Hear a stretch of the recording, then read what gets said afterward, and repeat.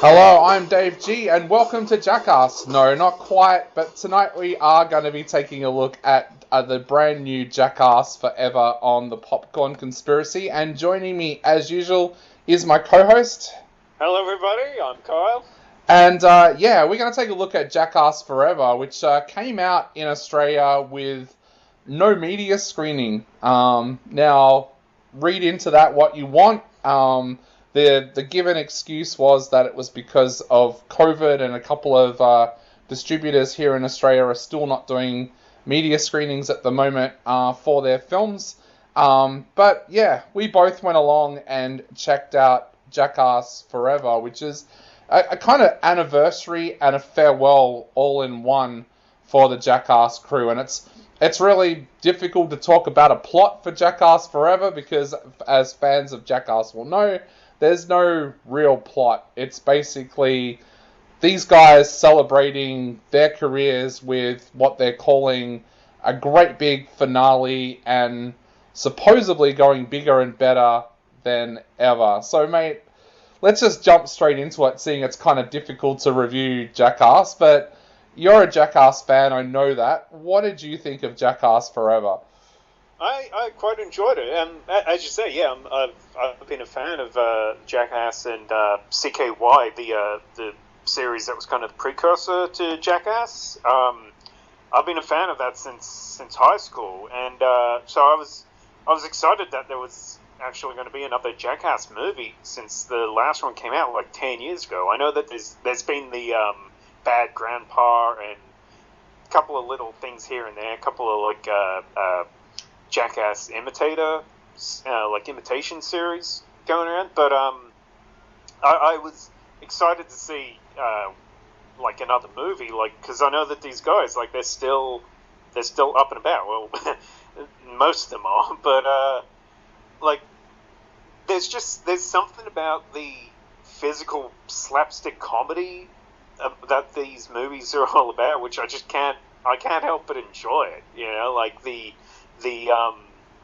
I know it's like they're very puerile, a very base comedy, but you know exactly what you're getting when you go to see a Jackass movie, and like it's crazy that these guys they're in their a lot of them they're in their late 40s and early 50s in this one, and they're still doing this kind of stuff. So like I did enjoy the movie. I did have a few issues with it that I think made it maybe not quite as enjoyable as some of the Jackass films, but I did enjoy it as a fan. What did you think of it, David? Yeah, I'm the same. I grew up watching Jackass and really, really loved the early stuff that they did, and I've loved most of their movies as well, and it's still something that I can put on, and even though I'm in my 40s now, I can still laugh at it. In fact, I gave myself an asthma attack during Bad Grandpa because I was laughing at it so hard, but I don't think I was enamored with this film as much as I have others, and I've been trying to work out why. Is it because I've matured over the years? Is it because I watch things like Shami here in Australia with Making Memories? Is it because I watch stuff like that nearly every day that I've become desensitized to it? But my thing with this movie was that in the past, whenever I've watched a Jackass movie, I've kind of been blown away by everything they do, and I've been engrossed with it. But this time, I just found some of the things like shooting Johnny Knoxville out of a cannon. It's like, well, I can go to the Melbourne show and Yeah. see guys do that these days. Like, it's not anything absolutely spectacular anymore. But there were still parts in this that made me laugh. I just don't think I laughed as much in this film as I have in the previous Jackass films. Yeah, like it definitely. I think a big problem with this movie is, I mean, it's obviously been affected by COVID. Like, despite how big the Jackass brand is and how huge the last two movies were, especially like the third movie had an opening weekend of like 50 million or something, which Yeah. is crazy huge. Um, and like but it's obvious that this one in particular has been scaled back in terms of stunts and props. Like just the how epic it is. It should be a lot bigger than it actually is for how successful the series is. And like, there's some creative gags throughout the movie, but it feels like the film is 50% cock and ball torture because they weren't able to go out and do anything else. And I mean, the actors are already in like 40s and 50s, so they didn't want to wait any longer until lockdowns were over. So they kind of just made what they could, and so overall it feels a lot cheaper and just a lot smaller than it should be. And I think that's something that really I felt kind of really disappointed in with this movie. Even though it is still funny, but there's only so many times you can see people getting kicked in the balls before you think, okay, do something else. Yeah, and like I think the old Jackass would have kind of used that environment. Like I could imagine the old Jackass doing things like getting somebody who's COVID positives, like rat test and getting one of them to lick it or something like. That they would have used that in the past, or they would have been creative and gone, you know what, all of these things are going to be in our houses. Like, what kind of things can we do? I don't want to say that it felt lazy, but it kind of felt like that the planning wasn't there. And like, there's been some interesting things. Like, Wee Man's come out and said that he felt that he got hurt more often in this one than what he has in any of the other ones previously. But I think one of the things that really I didn't like with this one was they brought in so many new people that's kind of like, yeah, well, I don't know who this person is and I don't really care about them kind of thing. Like, it would have been better, I think, if they just kept it to the original Jackass crew with the occasional special guests like Machine Gun Kelly and people like that. But they went out this time and brought in people who have been emulating them on YouTube and stuff like that, and made them part of the film. And I think that kind of lost it a bit for me. It's like when they make it's like when they did the reboot of the X-Files, and some of the older characters didn't return, but they brought in new characters, and it kind of, when you go back now and watch the X-Files, that last season that they made a couple of years ago feels almost like completely out of place, because it doesn't feel like the old X-Files world. Yeah, I agree with what you're saying about the cast. Like, it was, the cast was pretty, I thought overall they were pretty good, but I think majorly without Bam Margera or Ryan Dunn, this is the first time that they've completely moved on from the old CKY crew. Yeah. Bam apparently filmed a few stunts, and you can't see him in one scene. There's one with a marching band and where they're all kind of jumping on a super fast treadmill. Yeah. And you can see him there, but he isn't in like the rest of the film. And I know there's been a whole lot of drama behind the scenes over that. Ryan Dunn, of course, tragically passed away about 10 years ago now. But this one is, other than some behind the scenes extra stuff that you can see in the credits, this is the first time that there's really been a huge disconnect from CKY, and it's just been the Jackass crew in it. And on top of that, yeah, as you said, there's these new cast members. I thought they were pretty good, and some of them stood out more than others. But like, there's a woman who's in it, Rachel, who's focused on a lot in the promotional material, but she's barely in it. And yeah.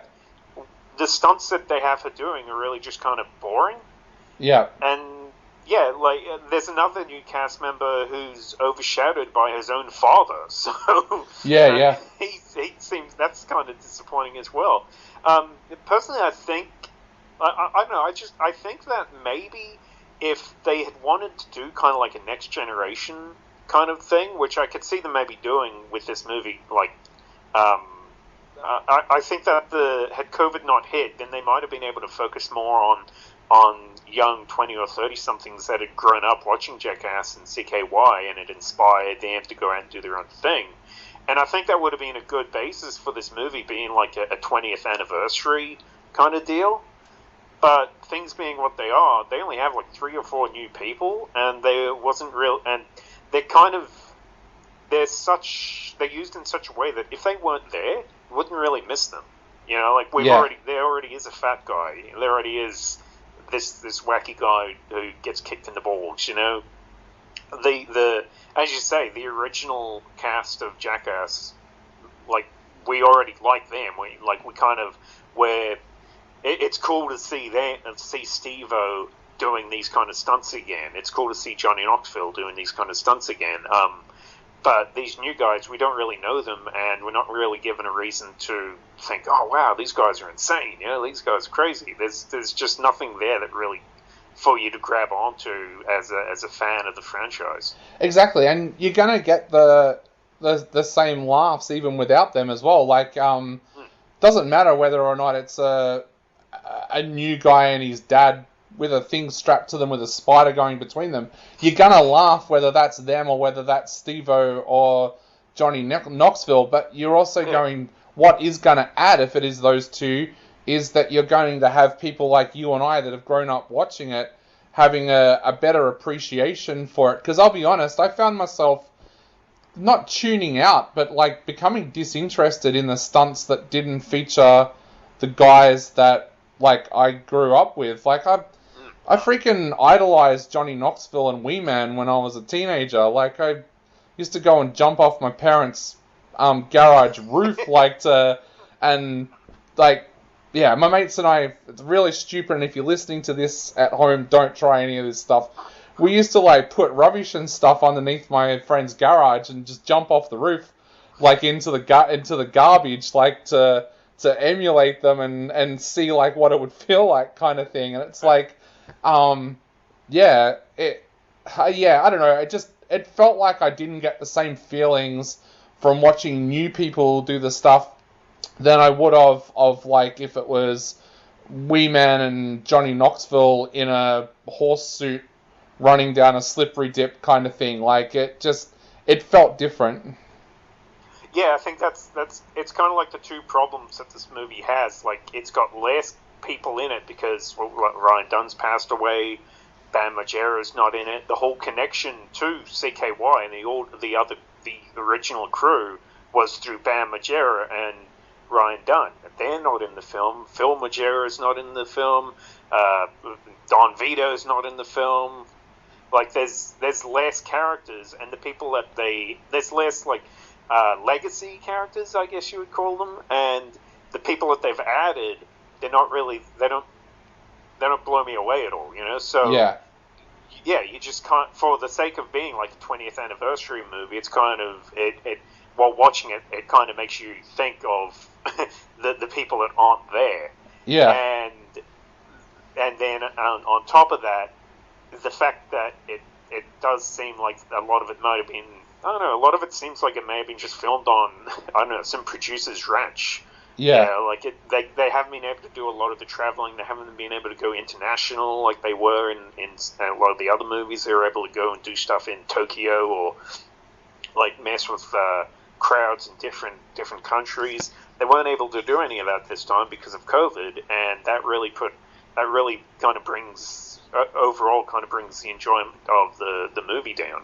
Yeah, I thought there was some weird choices in this as well. Like one of the funniest parts for me was when they had Bad Grandpa in a furniture store and like getting flung off the furniture into the roof.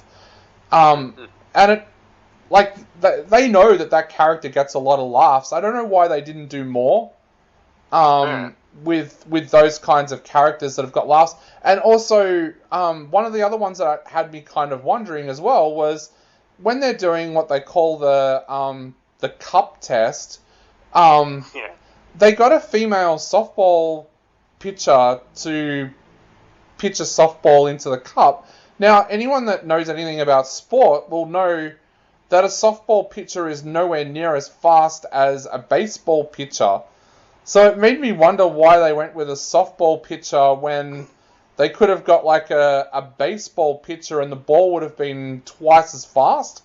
Like, it seemed a little bit weird that it's like, okay, well, we'll pay for a softball pitcher, but we won't pay for, like, a baseball pitcher. Like, when they first said what was going to happen, I was expecting them to bring out, like, a Major League Baseball player, like they did with the NHL player, like, to hit him with the ice puck. And it was like, but I know a softball pitch is still kind of hard, but it's nowhere near as fast as a Major League Baseball pitcher. Yeah, like even like the stunts that they did do in it, it was like there's things about it that could have made it more interesting. And at the end of the day, it is just like this is the issue that I had. At the end of the day, it's just another cock and ball torture, you know? Like there's so much. I think everybody in the movie, like except for Johnny Knoxville, I think every guy in the movie has something done to their balls. Yeah. In the movie, you know. Whereas, like for me, I thought the most interesting.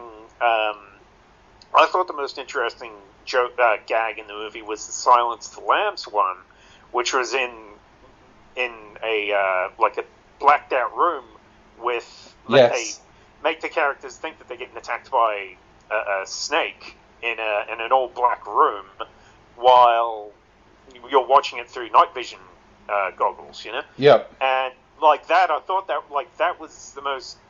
I think that was the most interesting part of the movie for me, and it was so low budget, you know. It was so kind of on the low end of things, considering that this is like it's the Jackass movie. It is kind of it's something that they kind of got away with in this one. They got away from in this one. It's like, the whole idea of the Jackass movies in the first place was to be able to do things that they couldn't do for the TV series, like actually have a huge budget behind them. And this one, it's like, the most interesting things, like your favorite part in the movie is a guy getting hit in the balls with a cup. Sorry, was that what you? Oh, I like that part. My favorite was probably the bear.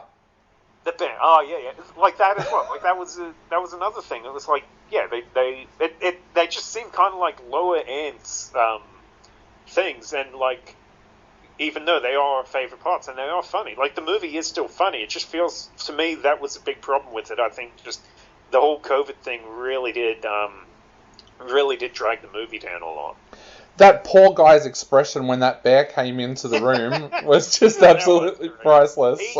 In this movie in particular, like Danger Aaron, he's one of the kind of the side characters. He wasn't Steve-O, he wasn't Johnny Knoxville, he wasn't Bam Margera, he wasn't one of the big names, but I think Danger Aaron in this movie is the star of this film. Like pretty much almost all the best stuff that happens in the movie happens to him. Yeah, I have heard a few people saying that they think that he's pretty much like he's the shining star of the film. Like not any of the new guys. It's as to go back to what we were saying. It's Danger Aaron, like seeing that guy, like that poor guy.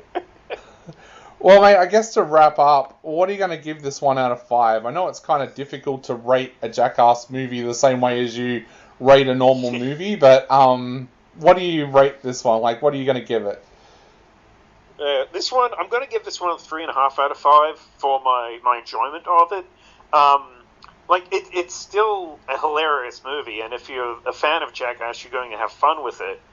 But it did feel kind of like a letdown, mainly because of issues related to the production, COVID, Ryan Dunn's passing, and Bam Margera's troubles, kind of putting a dampener on the whole thing as well. But overall, I did enjoy. I did think it was funny. It was another enjoyable Jackass movie. I just think that the third movie definitely had a lot more of a kind of legacy deal to it than this one did, considering that was basically the whole point of this one was to be a big like 20th anniversary deal. The third one kind of blew me away a lot more than this one did, and it was in 3D. That too. I think that's one of the reasons. That was the movie that actually made me want to get a 3D TV, and then they never released the damn thing on 3D Blu-ray. Yeah. So I'm going to give this one 2.5. I found I didn't laugh as much as what I did in all of the other ones, and it was still an okay movie to watch. But yeah, this is coming from someone. I think I actually gave Bad Grandpa 5 stars when it came out because I loved it so much. But yeah, a 2.5 out of for me, just because I wanted to see more of the older team than what I did the new team.